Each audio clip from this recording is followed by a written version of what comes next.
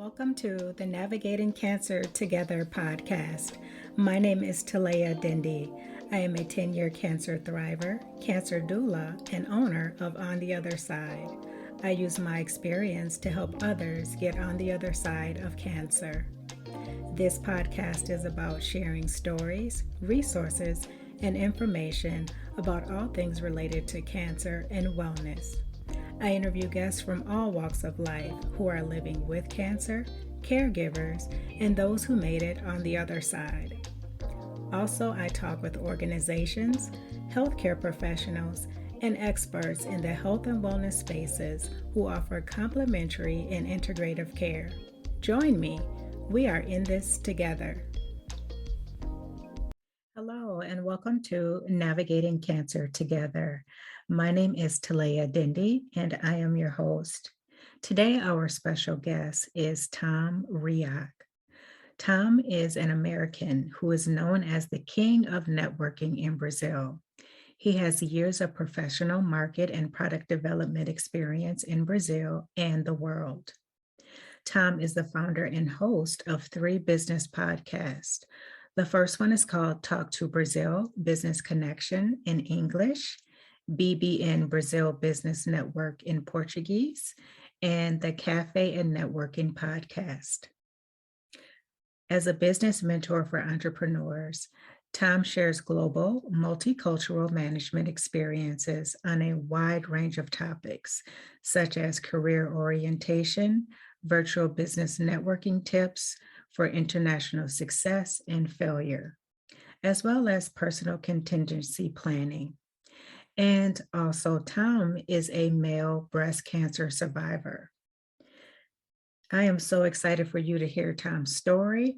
It's one that we don't hear very often. So I know that you will really enjoy Tom's story and the education that he has to share with you all.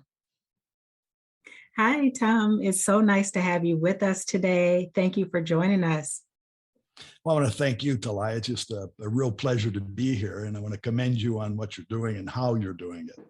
Thank you so much. Thank you. And you have so much wisdom to share with the audience. So why don't we just get started? Now, Tom, you are a male breast cancer survivor, and Right. we don't hear about that much. So please share your story with us. And how did you find out about your diagnosis? Well, hardly any, nobody, when I was first diagnosed, I was surprised because I had never thought that I could have breast cancer. And anybody I talked to says, well, it's what you just said. Nobody even believes you could have it. But the way I did find it was the way most people do, most women anyway. I felt a lump. Oh, okay. I felt something here on my left side, and I said, well, that's strange. And I was in the States at the time. I came back to Brazil, and I had an appointment with my heart doctor, a normal annual checkup. Mm-hmm. So I went into his office and I said, by the way, I got something here. Mm. And he reached out and touched it, and he said, And when doctors go, you know something's happening, right? Yes. So he sent me right in, wrote out a thing, sent me over to another room in the clinic. He says, we have to, an ultrasound, check this. And that was, just bang, bang, up from the chair, go in there, ultrasound. Another doctor came in. The person who did the ultrasound then called in somebody else because what he saw was different for him. So bottom line is that the ultrasound went, it's the same day. This is the process. Went back to my heart doctor, and he says, well, you need to talk to a surgeon now. Oh. He didn't want to come out and say I had cancer, but he said, you have to see this. You have to check and see what it is. And it's not with me anymore. So that was the next step of just, getting out of an office, going in for a routine heart checkup, right? Annual checkup. Wow. And coming out with, wow, then I went to Google and saying, what is all this about? Mm-hmm. Right? And then found out that, he didn't say you had breast cancer. Wow. He said you have something, but if you have something, it's cancer. And it's cancer because I'm the breast. So So I checked that out and then found during that Google check that yes, men do have breast cancer. It's 1%, whatever. So went to this doctor that they recommended. He went through the normal exams, collected material for a biopsy. Mm-hmm. That's, I guess, sort of the process as it is. Yes. The difference is that I went through this whole process sort of alone. Oh, Because when I found this, the year that I found it, my daughter had just had twins. oh, wow. This was in August of that year. And she had had let's call it a difficult pregnancy. Mm-hmm. She had given birth to twins. And I says, well, I didn't tell my wife and tell anybody. So I says, I don't want to scare scare people. Because Right. once you say that, then you ruin everybody's day. So I Mm-hmm. says, well, I'm going to go to the doctor. He recommended the biopsy. The day he took the material, he says, well, you have to come with somebody. You can't come alone. Right. So then I told one of my sons that you got to go with me. And he went, and he didn't know what was happening. But Mm-hmm. anyway, I says, let's wait until the biopsy comes out. And when, that takes some, I guess, a couple of weeks. Yes. When that did come out and validated the fact is really when I told my wife. Okay. Because I says, well, if during this time I tell my daughter, she's going to probably lose her milk. Yes. Absolutely. So I says, well, so when I told my wife, she almost lost her mind. So she says, why didn't you tell me? I said, why? I don't think I could. I didn't think I should. And whether I could or should, that's a whole different story. But she went with me, and then we went through the consultation. The first surprise, not a surprise. Everything, once somebody tells you have cancer, it's a surprise. Absolutely. Right? But one of the surprises was the matter of fact way he handled the whole process, the doctor. Wow. So he just check everything. No, you got it. This is what we're going to do. We're going to remove cancer from both sides. We're going to do this, the lymph nodes, and I'm going to prescribe some physiotherapy, and that was it. Sort of like this is the script. Mm-hmm. And we're taken aback and everything else. But he says you have to do it. Okay. So we did that and agreed that we went back. And the day that we were going to adjust for the surgery is the day that he gave me another surprise. He says, well, your medical plan, I can't do that on your medical plan. You're going to have to pay me direct. Oh, my goodness. That's the day that you're deciding all that. So the point that I would like to make to everybody listening to us, always get a second opinion. Mm-hmm. All right. So then my wife and I went back home, surprised, and she called her gynecologist. Okay. That night, and who was also a friend of ours, was her gynecologist. And she says, well, by the way, do you treat men? Because he's also a mastologist. Sure. So he says, well, Tom, went to the doctor. We got this, we got that. He says, no, meet me tomorrow morning, bring everything you have. We'll sit down and we'll talk about it. Great. So we did that. So we went. And fortunately, that's the fortune of knowing someone who knows more than other people. Absolutely. And obviously knowing somebody who's going to put it straight to you in a way that you can trust. That's the key. I think trust is a word in any of this to anybody listening to us, that you have to find a way to trust in what's being said. Absolutely. And the second or third opinion is just to validate that trust. Because my head, my wife's head, and everybody else's head became confused. Absolutely. All right. Your mind collapses. Your thinking process sort of disintegrates. All right. You become I would say, think of mush. I don't know. But I really couldn't reason. Yeah. So much to take in. There's so much information. You can't digest it. Yeah. So anyway, the second doctor was our friend. He says, look, I'll just tell you, he says, really, it's rare. Yeah, he went through all the thing. My mother didn't have cancer, but he says you just got struck by lightning. It's like 1%. It happened. And he had studied this in Europe. He says, well, because of your age, because, everything fits Mm-hmm. what's happening to you and why it happened. So that it's not new, but it's happening because you're older. Most people didn't get this, but you never lived long enough to have this. Yes. For one side, fortunately, you lived long enough. Unfortunately, you lived long enough. So that's where you are. But his suggestion, what we did, he says, what I would do, we're just going to remove one side. Okay. It's what he said. Statistically, this on the second side, only 30% of cases will manifest themselves on the other side. So you have a 70% chance of not having it. Mm-hmm. So why remove both if you have, statistics are in your favor? Sure. He says, Mm-hmm. if at some time it comes back, we'll take it out then. But he didn't feel there was a need to take them both out. Okay. And so what he did and what was done, took out the left side, which was there, went through the process. That was the surgery. So the surgery in itself is surgery. You open you up, take it out, sit on a table, send things upstairs for exam. You're still there. You come out of it, put you back together. So that was it. The second part is the oncological part. Yes. It's the afterwards. All right. So, but that first part, and the day that we went and talked to him, he told me two things that probably changed my life there sitting with him. Mm-hmm. The first thing he said, from today on, just do what you want and do what you like. Yes. And because the same thing he talked about is the statistics. Mm-hmm. He says, well, you have a chance, and statistics say that, the first year after all of this, you have a 50% chance of not only recurring, but of surviving. And, over 5 years, that becomes better, what have you, but that's statistical. Mm-hmm. And so he says, from today on, just do what you like. Yes. He says, cancer, and that's not just breast cancer. Cancer seems to manifest itself because of stress, partially. I agree.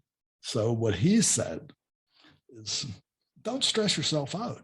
And don't stress yourself out because of this. Mm. But the most important thing he said, of many things, was he says, I can remove the cancer, which I'll do. The oncological part will treat your body. Yes. But the cure is in your head. Oh, yes. So true. Now, when the doctor looks in your eye and says that to you and you believe it, he says, the cure is in your head. So you're either going to cure yourself or you're not. He says, it's not the fact that I'm going to remove it. It's not the fact that you're going to go through this process. So if you're going to come out the other side, it's going to be in your head. And that's really what I came away from that day learning and feeling and believing. And you need to do that because the second part of the process, the oncological part, is no fun. No. And probably less fun than you would ever think. And nobody ever tells you how much fun it's not going to be. That's so true. Yes. Yeah. And the thing too that I love, Tom, is that you got that instilled in you early on. And that was makes the a big difference of the difference. doctor. The first doctor, just matter of fact, plug and play. Yeah. No emotion, no empathy. The second, I knew him. He's, just the type of person he is. So, just some type of just took and locked. He's just, talking to a friend. He wasn't talking to a patient. So that was the difference. So that orientation, that was a relaxing mechanism. And obviously in the trust thing, for me, for my wife, obviously, we say, no, this is it. This is what we're going to do. And this is how it's going to be done. So, and that's what we did. So went through that process, and people listening who've gone through it know what we're talking about. Yes. Those who don't know what we're talking about can't imagine what it is. Because even me, we had one of the other fortunate things. I would say it's fortunate because we had a personal friend of ours who had cancer. Her name was Olivia, and she had cancer, and she had both of her breasts removed. This was years before. Mhm. And my wife had helped her. We knew her well. My wife would take her back and forth to chemotherapy. So, and she's a survivor. So Wonderful. she became my coach. Nice. She was whatever, anything I would feel, I'd talk Mhm. to her about it. Yes. And she would coach me and say, no, this is it. This is what happened to me. And it was sharing that with somebody who had walked the walk. Yes, indeed. That's a big difference. Mhm. You know, And Tom, if I can get a quick question. And so was in talking with Olivia, did you guys discover that there was a difference between a man and a woman having breast cancer, or was it pretty much the same experience to a certain degree? that's hard to say, but what I would say, uh, it's a different experience. Hmm. And why is that a different experience? Because what I did learn during this whole process, male and female breasts are the same. Hmm. The duct work is the same. Hmm. The Okay. only thing that a man doesn't have that you have is a way of having creating the milk and having it Hmm. and be able to have the how to warehouse it. Let's put it that way. Sure. All right. Absolutely. But the duct Hmm. work and where my cancer manifested itself was in the duct. That's Okay. one point. The second point, and this is something that I discovered on the ongoing, because at that first consultation with my doctor, he also said something that sort of struck me as funny, but later on I understood better. He Hmm. says, after I do the surgery, do you want me to put an implant? Oh, yeah. He says, oh, what? He says, no, we can put an implant. We'll reconstruct your breast. Hmm. I thought he was kidding me. Seriously. I says, that didn't register Yeah. in my head. All right. Hmm. I thought it was funny.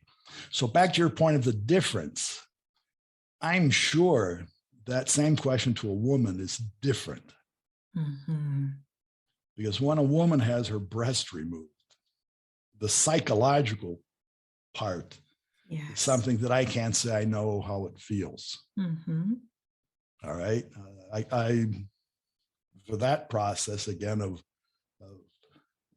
my wife and my children being born, seeing women nursing their children. So that aspect, the maternal aspect, the functional part of a breast is Hmm. life giving. Yes. A male breast is not life giving or sustaining, Hmm. right? So Correct. that's a difference. It's a big difference. Mm. And that point is when I start realizing what the post-op was for women of Yes. either having or not an implant, of being able to have or not an implant. Because many women, because of what is removed, can't support, there's no structure. That's right. And so then they have to have other ways of figuring that out, which Mhm. may or may not psychologically help them. That's right. But for me, let's take that forward. So I said, well, afterward, everything's done. I didn't have the implant, but for years, I would never go into a pool or go out on the beach without a shirt, Oh, yes. because different from women, when I'm out, I was exposing my breast. Hmm. I was That's right. exposing myself. And this side, the left side, is a cavity Hmm. and it's visual. And my grandchildren, when they would see me, they would ask me, what happened? What is that? Mm-hmm. Why do you only have one breast? Wow. And I was explaining and everything else, but that was, to the family. But to be out in public, all right, and I'm a man. So it's a weird. Hmm. So for a woman, Yeah. that's a whole different story. So to that point, up to that point, I could say, well, I know what it's about. From that point on, I can't say that I know how a woman feels Absolutely. or the psychological challenges that you'll face. And not only psychological, here in Brazil's a macho country. Okay. All right. And to that, unfortunately, what I also saw, because many of my colleagues in oncology, they're mostly women, not only for Mhm. breast cancer, for cancer in general. Unfortunately, cancer manifests itself more in women than men. Yes. So in my sessions, I was a room full of people sitting there being injected with their chemo. You get to Mhm. meet a lot of people, Mhm. and that's networking. But you also get to understand and hear some stories that aren't fun, A lot of them, yes. and many of them. And what you feel, I don't think I know a man in this whole process that had a wife abandon him because he had cancer. So But true. I know many Mhm. women who have been abandoned by their husband, their partner, by whoever, because of the cancer. That's true. Mhm. And that is something that's still going on today. Yes, it is. Yeah, So, and I'm sure I'm not sure if it's the same in the States or other parts of the world. It may it be. is. Yeah. And But different here, cultures too. It's huge in different cultures also. If a woman has to have a body part removed, say her breast, in some cultures, that's just not acceptable. yeah, I'm done with you. And Mhm. that was it. That's And right. so, That's right. so you can, I saw that. So like I said, I could feel that, but I could see that Mhm. women going through the process of chemotherapy is suffering. Yeah, Right? It's a challenge to go through that, and alone to lose your partner, not to lose your partner, get up and go uh, exactly. when you need support. Because what I did have, and part of my cure, part of my safety net was Olivia, who was a friend, who was a mentor, but it Mhm. was my family. All right. Some friends that helped me through all that. That's right. Because in all of that, what I had to find was motivation. Absolutely. I Yes. could sit around and think, well, the cure's in my head, and you look into your head every day and say, well, where are you? But you need to Yeah, motivate yourself. that's right. You What's have to that think there's, reason? it could be better. There's a day after or whatever. Mhm. And I'm not dying and I don't want to die. Uh, but unfortunately, for many people, and back to the point of women, there are many people that then become manifestate, in depression, Absolutely. suicidal, Mhm. and they don't want to survive. That's right. So it's like a double, triple whammy. So It's to that, and what I have done after this whole process, after I was able to, because I'm a speaker, I normally talk about networking here. mhm. Uh, and some of the groups that I talked to afterwards were generally women groups. Even before having cancer, I created speeches to women for women networking groups. Okay. Because even regardless of cancer, women have difficulty career-wise Mhm. in Brazil, Yes. advancement, what have you.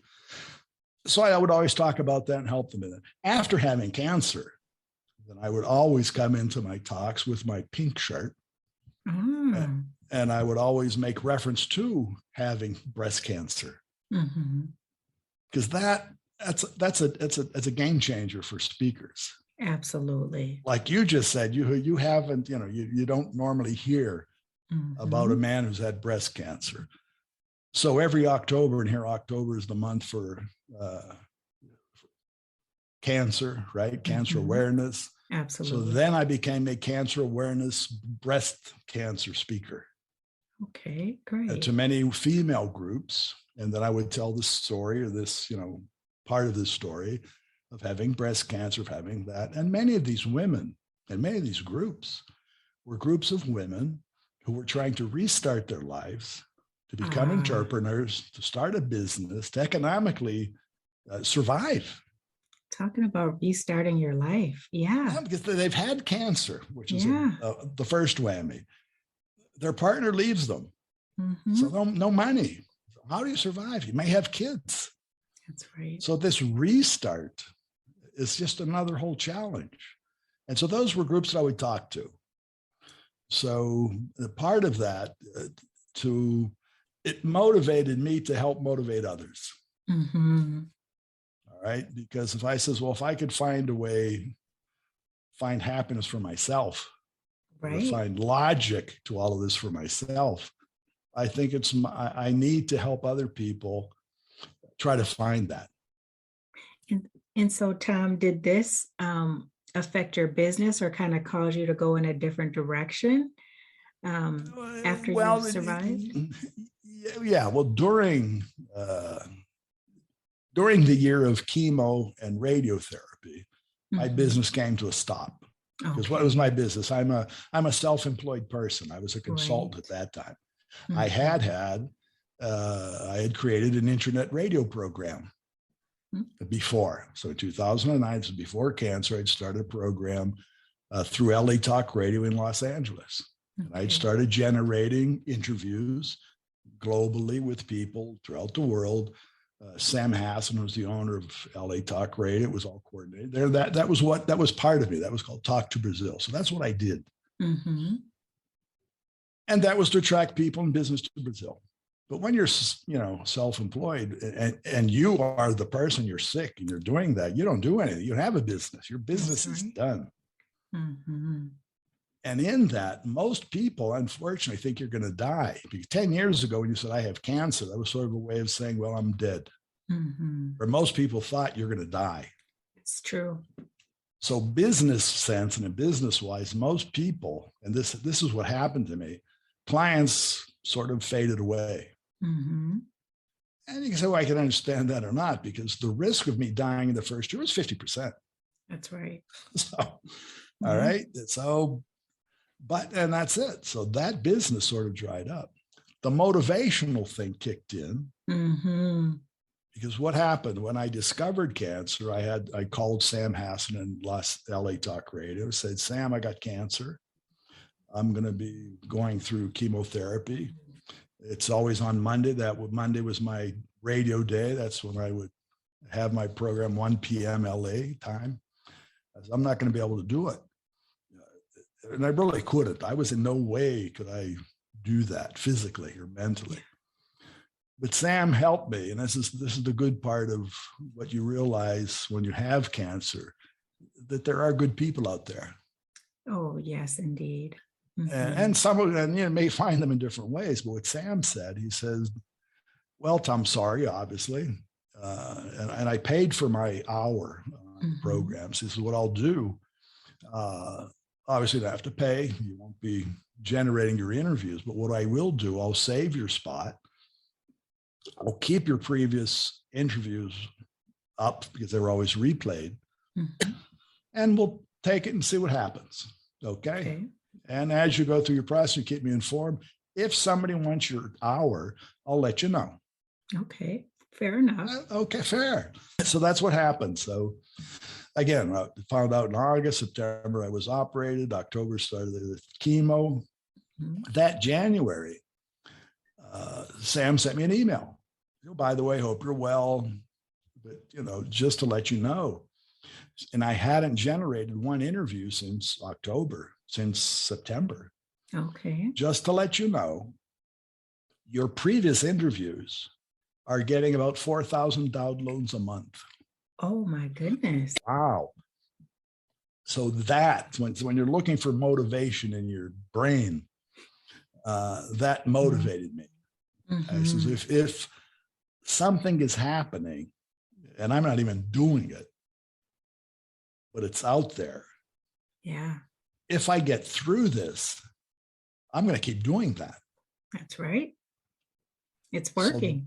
no, it was working. So, Mm-hmm. and as I progressed from that January to actually June, when I finished chemo, radiotherapy, and everything else, then I back to Sam. I said, Sam, I'm going to restart in August Okay. because I'll be out of that. Because after all of that, almost year, then I said, what am I going to do? Exactly. So What's if you don't next? have anything to do, you have to find something to do. Yes. So what I did is just took that something that I did and restarted. Hmm. So I restarted because I had, it was there. It was just a fact of getting people together to at what we're doing, right? Mm-hmm. Coordinating dates to talk, and Yeah, that's how I restarted. And that was something that I can do through my recovery. that's right. Because Nice. part of our recoveries for whoever has cancer, and this was pre-pandemic, right? Mm-hmm. Pre-pandemic, doctors told you try not to be out in public, try That's to right. don't go out. The same thing Travel. today with the pandemic. They say, oh, don't go out, don't fly on planes, don't do Yep. this, you can't speak to groups, Mm-hmm.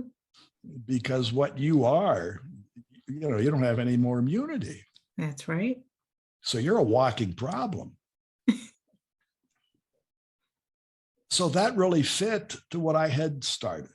Mm-hmm. So previous to that, so much of what I had done was remote, it was virtual.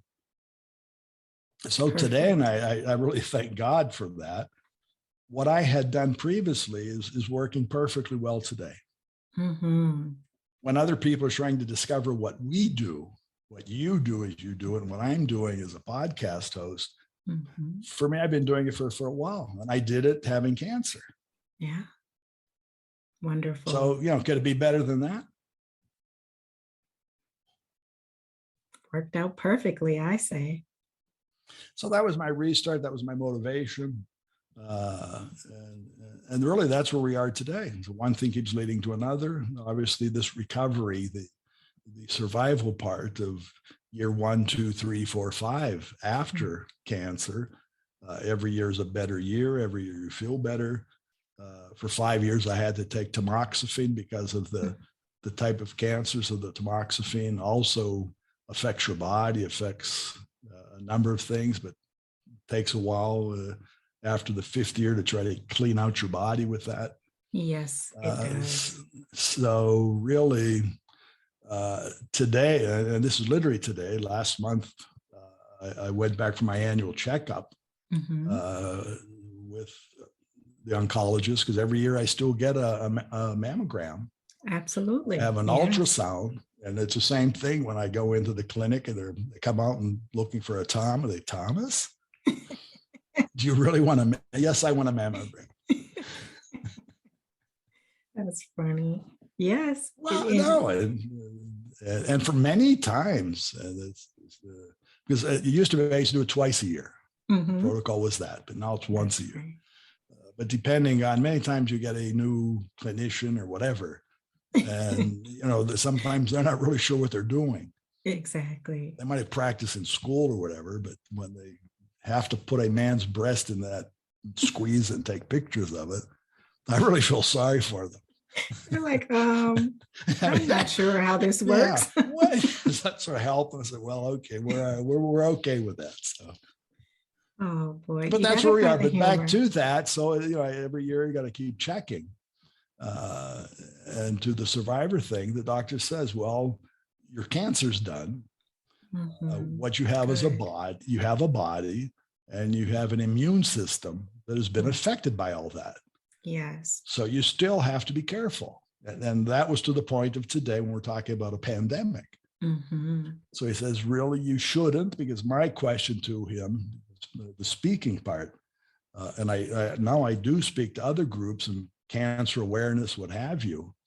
And he says, well, you still need to protect yourself. If you do go to speak to groups, many of the people, if they're in a cancer recovery, they They're have problems with their compromised own too. immunity. Yeah. So just make sure that everybody's protected. And he says, just make sure you just try not to go into areas where you're not sure today of who may not be vaccinated. That's right. So I said, if you're not sure, don't go. So that's where we are. That's how we found each other, right? On Right. Podmatch. That's what we're talking about. Yes. Unfortunately, cancer is rampant. It I've learned is. this, there are like 200 types of cancer. Mhm. Yes, People have there's it. It's so not only many. breast cancer. Mm-hmm. So what I do want to leave a message to people is that most people, many people, and I was for a time, I had cancer, didn't know it, Mm-hmm. right? Yeah, that's And very common. so what I have to say to everybody, and to women particularly, it's a simple test. You have to check yourself. Mm-hmm. And you may find it strange, you may not, I don't know, but you have to check yourself. That's how I found it. Mm-hmm. It might be easier for me because my breast is different. There's not a whole lot to check. But for women, and another thing Mm-hmm. that I also found, unfortunately, here, many of my chemo friends were young women. Oh, yes. Breast Younger and cancer younger. may be for old men, but breast cancer is not for old women. So No. I had many Mm-mm. chemo friends that were in their 20s, Yeah, in their 30s. So don't feel that you're young and you can't get it or can't have it. And that's not only breast cancer. that's any cancer. Yeah. Lifestyles and everything else, the stuff we're eating and sticking in our mouth all the time, Mm-hmm. may be a cause. Tom, to your point about people getting diagnosed younger and younger with cancer, the sad thing is that the healthcare system and insurance companies have not caught up to that, because a lot of Right, times, if women who are in their 20s feel like something isn't right, they really have to fight just to get a mammogram covered right, by their right, insurance. right. Hmm. Well, that's the case in Brazil because theoretically here it was, you needed to be over 40 Yeah, for absolutely. the, well, uh, for a man, okay, but for women, I think that's old stuff. It doesn't work anymore. I agree. Doesn't work anymore. So, but Yeah. in any case, whether you do, and obviously having a plan that helps you is important, Hmm. but Yes, understanding if you have something that needs to be seen has to be found. that's right. So you really That's shouldn't right. say, well, I'm not going to check myself because I don't have a plan. Hmm. Because there are ways, there are so many other organizations out there. And you know that better than I in the States and That's even right. in Brazil. Yeah, There are organizations that are here to help people who have cancer and who may not be able to afford the treatment. that's right. And It's but you have to find out you have it. That's right. And Tom, to your point, if you feel something isn't right and you're not It's not sure, right. get it It's not checked right. anyway. It's not right, and get it checked Well, anyway. Don't right, talk yourself out of it. Yes. right, right, Mm-hmm. right. Yeah. Well, because I tried to talk myself out of it when I first saw it. I said, Uh-huh. well, what could it be? And I said, well, and really, the fortunate part, I had that consultation with my heart doctor. Yes.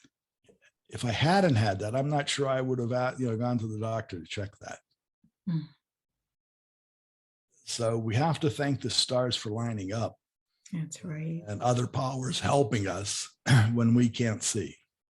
And too, also kudos to your wife for, reaching out to her doctor, the Mhm. the gynecologist that she knew, and said, hey, and getting that second opinion going, because that's very important too. It really kind of changed the trajectory of how your Uh, treatment could have turned out.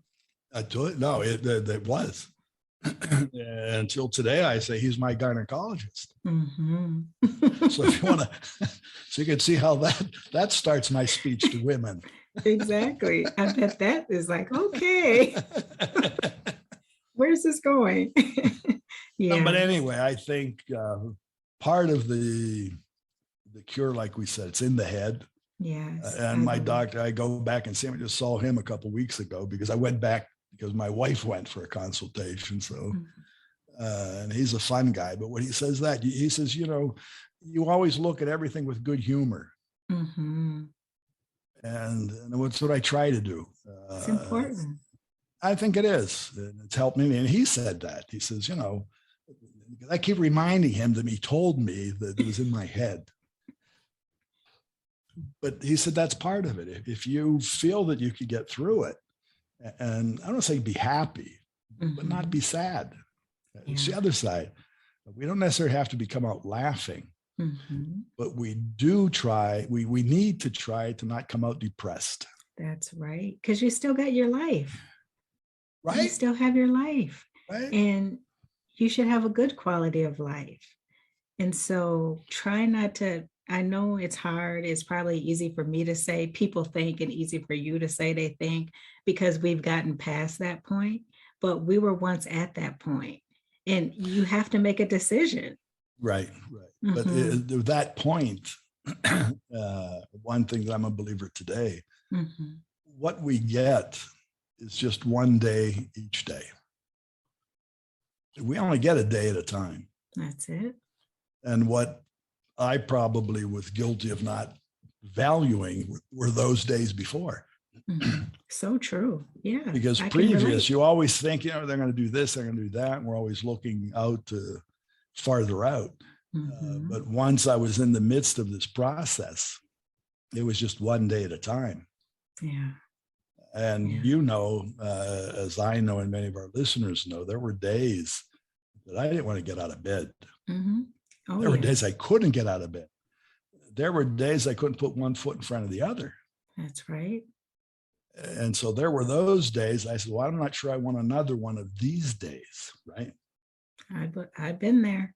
Mhm. And so it's in those days that we do have to keep digging for that motivation. That's And right. it were those days that I would call Olivia and say, Mhm. did you ever feel this bad?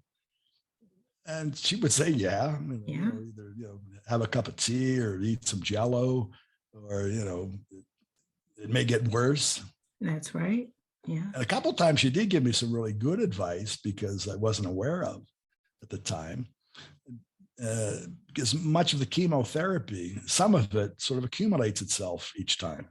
Oh, yes, it does. The Absolutely. first time I went, it came out nice. I didn't really feel nauseous, or You're I like, sort "I of can felt, do I says, this." yeah, no, it was sort of, wow, this is easy. Well, everybody complains about this thing, and it's Mhm. not that bad. The second time, well, all right. The third time was a bummer. Yeah. And obviously, the doctors aren't going to tell you that. But once you go back after the third time and say, well, that was bad. And then he Mhm. explains, well, obviously, the body, uh, the process of chemotherapy, it's not, it accumulates. That's right. And part of that, we need to do that, he said, because you may skip a date, you may be late, something may happen. So that's part of a process. That's The right. downside is that you have more than you need.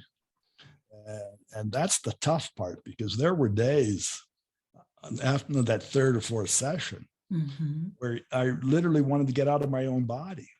Oh, yes. Yes. I said, I've I been want to get there. out of here. I couldn't understand what was happening. I just felt sort of like a volcano. Mhm. And I said, I just got to leave this body because I couldn't handle it. There was so much reaction, internal reaction, that you can't even describe to anybody. That's so Though true. you've been there, you know what it is. But were those Mhm. days, says, wow, this is bad. But we got through it. We got through it. We We got to got the through other it. side. We're Mhm. here, right? And it's on this Yeah, other side that we have to keep doing what we're doing to help other people understand that that's there is the right. side. That's right. And that's the motivation. That's part of the motivation. Is like, And hey, let me get through this so I can get on the other side and live my life. And that life may look different. That's the other part people may not realize at the time, is that more than likely that life you had before is going to be a little bit different when you do get through it all. and it could have been the reason to get you where you were.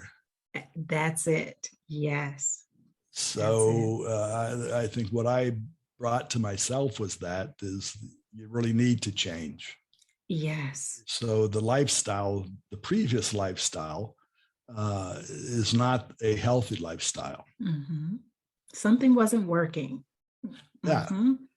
Yeah. And so it's back to where I am today, Hmm. is that we have today together. And this is an Yes. enjoyable day. It's a And I hope to have blessing. another one tomorrow. Yes, absolutely. I hope that for all of us. And, Tom, it's been a pleasure talking with you. And before we leave, I have two questions for you. And you've already provided a lot of wisdom, but I'm going to ask a couple more questions. What is something that you've learned in life that you'd like to share with the listeners? Well, I think I mentioned, I'll just re-mention it. What I Mhm. learned through all this is that we're not alone. Yes. And we may feel that we are, but we're not. And the point I also mentioned, we need to find motivation. Mhm. And some of that motivation is with the people that are out there. And many times Absolutely. we block motivation from people who are actually trying to help. So true. So it's at the time when you feel maybe your worst, you really have to open the door and let other people in. Mhm. And that could have been that even before, but this is something that I try to do today. Yes. And it's a business thing. When we say that you should, to be successful, you need to surround yourself with people who know more than you, right? So true. Yes, So, indeed. and even in that, in this process of cancer, what I did and what helped me is to surround me with people who knew more than I did. Mhm. And that was part of the motivation. It was Sam Hassan, it was my doctor, it was my family, it was friends that helped me, other people that I had met who certainly had a more difficult and challenging life than I did. Mhm. So then you start thinking, well, it's not as bad as, why should I complain? So that's the Yes, point. It's always better than you really think it is. that's true. That's And true. and take advantage of the people, the good people that are out there that want to help you. I can't agree with you more on that. That's so true. Thank you for sharing that. And Tom, the second thing is what is next for you? Well, I hope to be here tomorrow. Mhm. I hope to get one more day. But what my future, I hope, is to continue what I'm doing. I consider myself a multicultural communicator. Mhm. My podcast helped me reach people, and it helps people reach me, and I try to help those people reach each other, which for me is the secret. It's really the cross uh, networking. So if I know you and you know me, Mhm. but what I have to try to do, and I do try to do, is to introduce you to other people I know and other people Yes. to you that I know. And I think that's the secret of success. And that's what I try to do every day. And that's my future. If I can keep doing that every day or a couple days a week or whatever, that brings me satisfaction. That brings me more motivation. And it keeps me going, Mhm. because we need to have a reason to keep going. So true. So true. And what you do is so important. It's so important to connect people and, make sure people get the information that they need. And then you're very good at sharing your wisdom and what you know. So I'm glad you're doing it. I'm glad we met. And you're just a blessing. So thank you. We all are. You are too. And I want to Thank commend you. you, because what you're doing is it's more structured than what I do. Thank It's more you. focused. Okay. And what you can bring and what you do bring is something that more people really need. All right. And it's going to help them survive. It's going to help them have a better day. Yeah. They may have a happier day with what I do, Hmm. but your part is critical in literally in the part of sustainability, in the part of survival. That's the essence of keeping Yes. life going and having Yes. people not become depressed. So I know that's a challenge. I'm sure you probably get up some days and figure, what am I doing? Yes. Why I'm Yes. doing what I'm doing. Hmm. But I really commend you on what you do and how Thank you you. do it. Thank you. That means a lot, Tom. Thank you. And Tom, if people would like to connect with you, where can they find you? I like to say they find me anywhere. I'm known as the Mhm. king of networking. They'll find me on LinkedIn is one of the best places. I have a Linktree link that I think you might put up somewhere. I Uh, definitely will. but if they look for me on LinkedIn, it's Mhm. Tom Reaoch, Tom, and the last name is Reaoch. You'll find me. I'll connect. Instagram, it's the reverse. It's Reaoch Tom. Mhm. So any way you can find me, if you just look for Google Tom Reaoch, you'll Okay. probably find me there. Okay. All right. Wonderful. And it'll I be will my put, pleasure to connect with anybody. And if anybody has anything, any questions or anything like it, I'm not a doctor. mhm. I'm just somebody who's been there where you've been. And I just want to share that. Okay. Absolutely. And I will make sure to put all of your information in the listen notes and so that people can reach out to you. Tom, again, thank you so much for joining me today. It's always a pleasure to talk with you. And before we leave, I want to give a shout out to the listeners. Thank you for joining us today. That is it for this Wednesday. And until next time, let's keep navigating cancer together. Take care. Thanks for listening to this episode of Navigating Cancer Together. I hope you enjoyed it. Please be sure to subscribe. And if you appreciate the show, drop a positive rating and review on Apple Podcasts or Spotify.